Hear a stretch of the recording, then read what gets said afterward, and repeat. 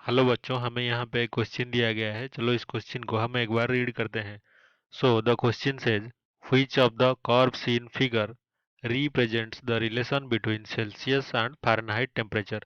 तो यहाँ पे दिए गए फिगर में कौन सा कर्व फ़ारेनहाइट और सेल्सियस स्केल का जो रिलेशन है, टेम्परेचर रिलेशन, वो रिप्रेजेंट करता है। तो यहाँ पे इस क्वेश्चन को सॉल्व करने के लिए हमें एक फॉर्मूला जो कि फ़ारेनहाइट और सेल्सियस के बीच में रिलेशन है वो पता होना चाहिए।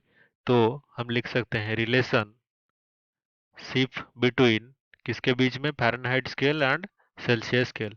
Relationship between F and degree Celsius. तो इन दोनों में रिलेशनशिप क्या है, C/5 is equals to F-32 divided by 9। तो ये जो हमारा रिलेशनशिप रिप्रेजेंट करता है डिग्री सेल्सियस और फ़ारेनहाइट में, अगर हम क्या करें, अगर हम 0 डिग्री सेल्सियस ले लें तो टेम्परेचर अगर मान लीजिए 0 डिग्री सेल्सियस है, तो यहाँ पे हम 0 अगर पुट कर दें तो हमारा फ़ारेनहाइट में कितना होगा, तो एफ हमारा होगा 32 डिग्री फ़ारेनहाइट। तो इसी तरह अगर हम क्या ले लें, जो टेम्परेचर इन फ़ारेनहाइट स्केल अगर 0 डिग्री फ़ारेनहाइट है तो वो सेल्सियस स्केल में कितना होगा, तो वो सेल्सियस स्केल में यहाँ पे फॉर्मूला पुट करने पर हमें मिलेगा -17.78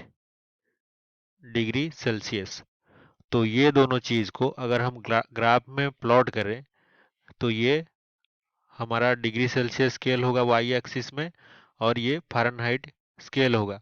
तो यहाँ पे जब हमारा डिग्री सेल्सियस या फिर हम फ़ारेनहाइट को 0 ले ले तो ये माइनस में आएगा, डिग्री सेल्सियस -17.78 डिग्री सेल्सियस। और अगर हम जो डिग्री सेल्सियस स्केल इसको 0 ले ले तो वो 32 फ़ारेनहाइट आएगा, यहाँ पे 32 फ़ारेनहाइट।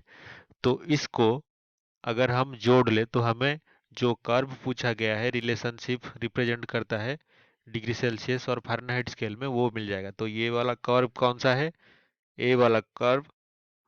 तो इस फिगर में दिए गए चारों कर्व में से ए बी सी में से जो ए वाला कर्व है ये सही आंसर होगा। Thank you.